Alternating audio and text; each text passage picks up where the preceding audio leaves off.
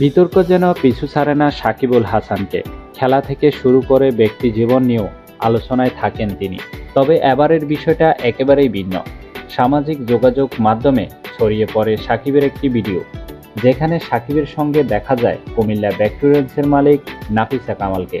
সাকিবুল হাসানের এমন video clip স্বাভাবিকভাবে নজর কেড়ে নেয় ক্রিকেট ভক্তদের। এছাড়াও গুঞ্জন শুরু হয় সাকিবের বিবাহ বিচ্ছেদ উম্মেশ শিশিরের সঙ্গে। আর এই গুঞ্জন শুরু হয় শিশিরের কারণে। শিশিরের ফেসবুক আইডি থেকে সাকিবুল হাসানের সঙ্গের অনেক ছবি ডিলিট করে দেন শিশির নিজেই। এতে অনেকে গুজব ছড়ায়। আর এই পরিস্থিতিতে চুপ থাকেনি সাকিবের স্ত্রী শিশির। সাকিবের স্ত্রী শিশির সামাজিক যোগাযোগ মাধ্যমে একটি স্ট্যাটাস দেয়, যেখানে স্বামী সাকিবের পক্ষে আছেন, জানিয়েছেন তিনি তাদের বর্তমান সম্পর্ক নিয়ে। নিজের ভেরিফাইড ফেসবুকে স্ট্যাটাস দিয়ে লেখেন, আপনারা মতামত করতেই পারেন, সেই বিষয়ে আমার কিছু বলার নেই। সাকিব অনেক ভালো একজন মানুষ, সে আমার স্বামী এবং আমার সন্তানের বাবা।